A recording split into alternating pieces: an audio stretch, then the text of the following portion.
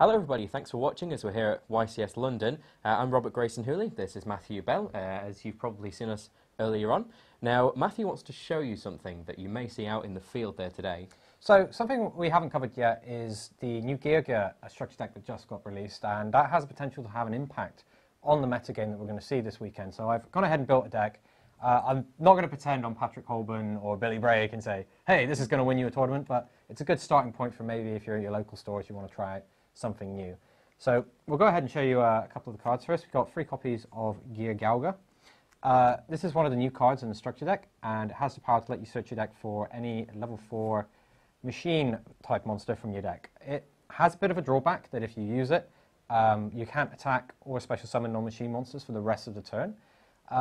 Key thing with that, it's for the rest of the turn. So if you do all of your crazy stuff first, then summon it, the restriction only applies from after you play it. But you can do some really cool stuff with this card to get over the Geargia problem of turn 1, where you have to set Geargia armor and a bunch of spell and trap cards and wait until you can start the game. So you can even start the game as late as turn 4, which in a format like this is not good for you. So this card speeds your game up dramatically. Very good at helping you get out Xyz monsters very quickly as well. Yeah, we'll get to some of the combos you can do, but yeah, absolutely. We've got an Ancient Gearbox. This is actually a cool card that appeared in Primal Origin that works so well with cards like Geargia because you can just search for the Ancient Gearbox. The Ancient Gearbox you can then reveal from your hand and search your deck for another monster. There is a restriction. It has to be a monster with either 500 attack or 500 defense that you can search for, but there are options in the deck. You can use this very cleverly with Geargia and Geargia X to set yourself up to get lots of cards in your hand. You can then use this to support discarding traps like Karma Cut, Phoenix Wind, Wind Blast, things that you generally see Burning Abyss playing and going, I hate that deck, it's beating me. You can actually do that but play with rank 4 toolbox, which you could argue is more powerful than the rank 3 toolbox. So I really like this card. We've got free Geargia Accelerator.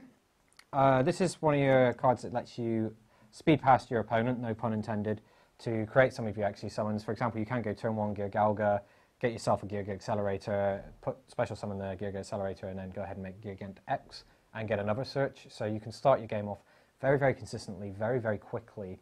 And you can create OTKs just out of this card by searching for multiple copies, playing out your whole hand while your opponent sits there and going, And you can sit behind 3 Geargia X's very, very quickly just by having those 3 in your hand. Yes, very, very powerful card, and it gets you going and it gets you speeding up.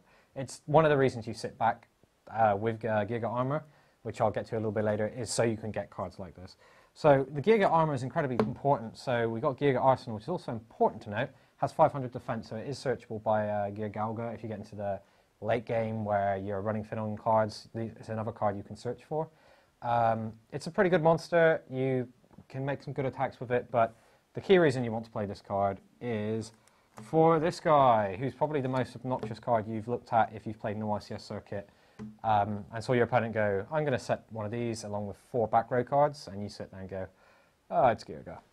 This guy has a very, very powerful effect to let you search your deck for any Geargia card. So each turn you get this off, you're getting further and further ahead of your game, or you're getting your accelerators to combo out and take your opponent out of the game. Every turn your opponent doesn't deal with this, you are in a better position. So you want to keep these guys going, you want to get to them as quickly as possible. Next card I want to show you. I'm playing 3 Geargia Mark II. I want to use these with the trap card, which I'll get to a little bit later, but these are very, very powerful for just even, they can get back your Geargia armor out of the graveyard if it's been taken out, and you can do some cool stuff with this. I really like this guy, especially when played with the trap card. It allows you to, in the end of your opponent's turn, just appear with 2 level 4 monsters for your rank 4 Xyz summon, which is exactly where you want to be with this deck. I'm playing 1 copy of Geargia Mark III. This card triggers when we get to the trap card I keep talking about, but it triggers off of that because that is a Geargia card. This card can trigger and help you create rather ridiculous fields. With comboed with Geargia Mark II, you can just suddenly make your field appear with a ton of monsters. It is important to note, though, that it does actually have the drawback that you can only bring out special summon Geargia monsters during that time. Do not fall into the trap of trying to summon Geargia X, because it's not a... hold on, let me get the name. Not a... Geargia X, sorry. Yes. Is not a Geargia monster, so you won't be able to summon that in the same turn. Any deck playing special summons, in this format, you need to play through Mystical Space Typhoons. Unless you've got some kind of way of dealing with Vanity's Emptiness.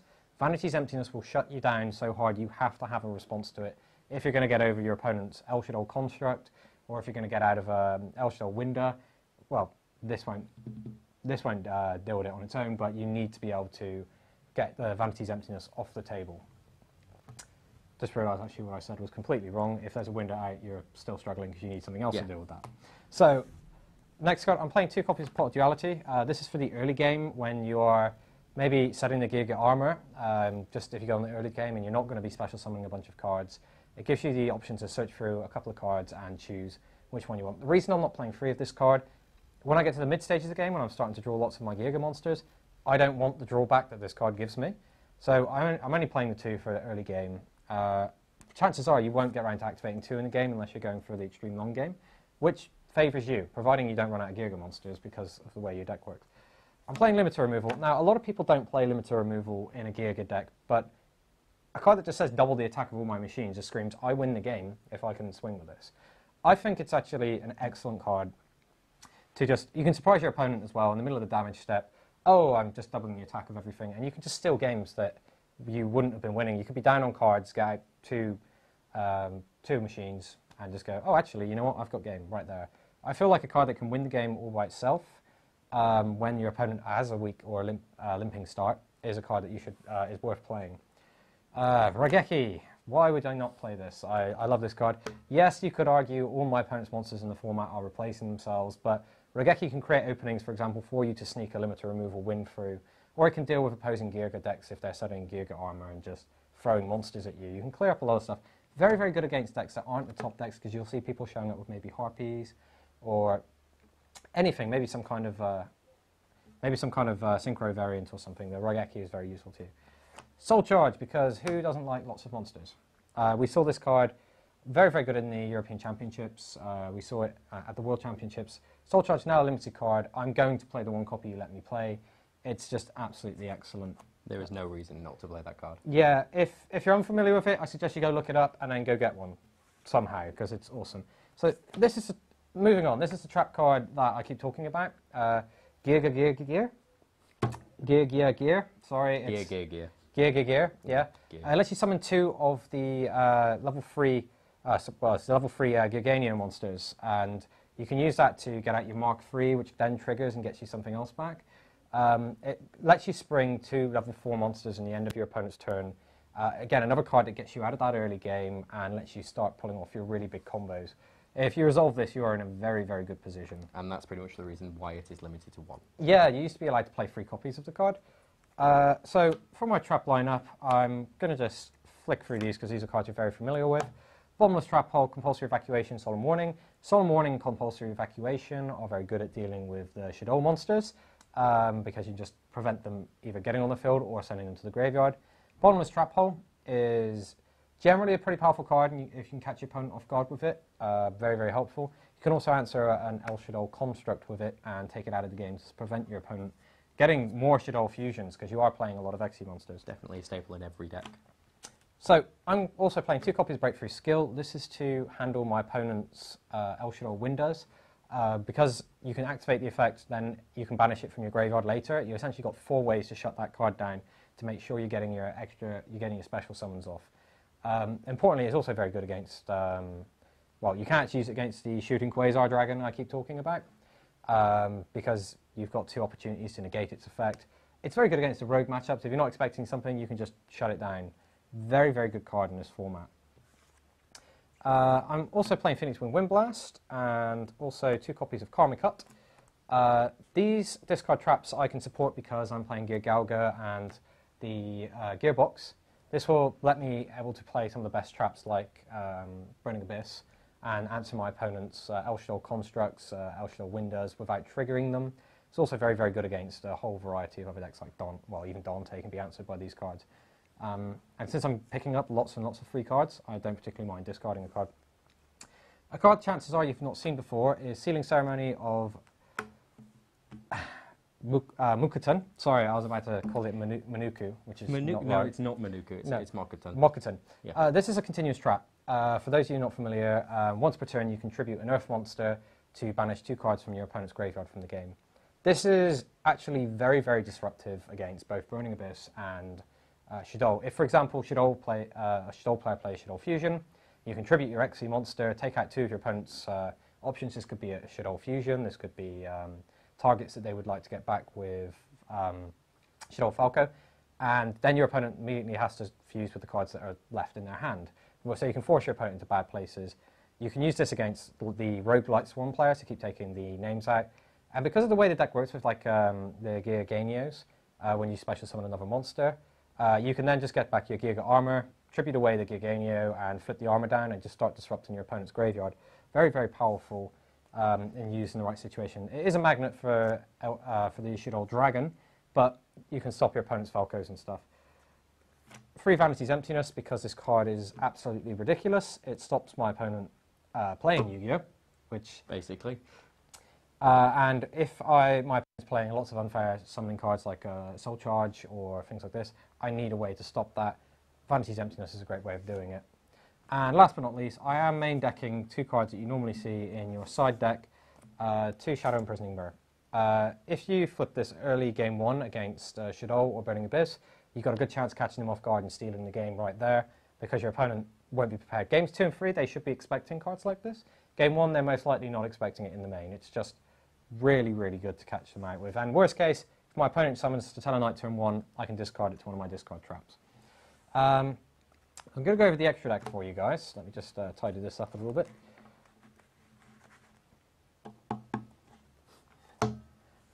So, extra deck. 3 Giganta X. This card is very, very good. It lets you accumulate many, many, many cards. You can use it to get back the Ancient Gearbox, which then triggers and gets you something else. And you can create this stream of monsters. And again, 2 of these plus limiter removal is game if your opponent gives you the window. Absolutely excellent card. Soul of the Silver Mountain, it's something else I can do with my Giganio monsters. I can lock down my opponent's spells and traps, which can be very, very powerful depending on your matchup. Also gives me an opportunity to get monsters out of the graveyard if it successfully attacks. But it's a monster you won't summon very often, but when you do, it has potential to get you games. Number 101, Silent Monarch. You've probably seen this hundreds of times before, but if your opponent makes a scary special summon, take that card away from them. And have yourself a monster that has to be destroyed twice. Another new card. Hold on, I have to read this to pronounce it. It's Geargia Gigant XG. You summon it using 3 level 3 monsters, so it's 3 of the Giganio monsters. Has an effect where you can make it so your opponent can't activate any effects until the end of the damage step when a machine monster is attacking, I believe. It also negates the effect of all face-up cards on your opponent's side of the field also. So you can use it if you've got another good machine to get through L-Shell Construct, stop your opponent getting back the fusion, stop it triggering. You know, there's opportunities for you to do that. Let's go on. Gagaga Cowboy, because he comes in sideways and shoots you for 800. Next card. Diamond Direwolf. Can answer many of your opponent's problematic cards, just because you destroy itself and your opponent's problem. Very good toolboxing card. Ghost Rick Alucard, because you can take out my opponent's set cards. There are some matchups which maybe not in the main metagame that I can take away cards from my opponent. Number 103, Ragnar Zero. Very, very good against cards like Bujin decks or decks that just randomly have power-ups, because you can just start drawing cards off of it. I really like this. Maybe you can get away with this format without playing it because, well, you've got Dante. You could blow Dante up. I'm not entirely sure that's a great play, but, you know, then he'll trigger, but you'll get to draw a card out of it. Because you're playing an Earth deck, you can play the Fairy King, who has the power to reduce your opponent's monster's attack. Just saying. Just lower the attack, draw cards. Lower attack, draw cards. Don't worry, guys. We're almost there if you're falling asleep in your chair. Don't worry about it. So we've got Castel, a new card from Castiel from Duelist Alliance. This lets you shuffle cards straight back into the deck. Again, very good about stopping those nasty monsters triggering that go to the trigger when they go to the graveyard. Gemlight Pearl, because it's big. Not an effect monster, doesn't get caught out by Fiendish Chain, which I will argue is the best card in the game whenever I'm trying to do a combo and get stopped by Fiendish Chain.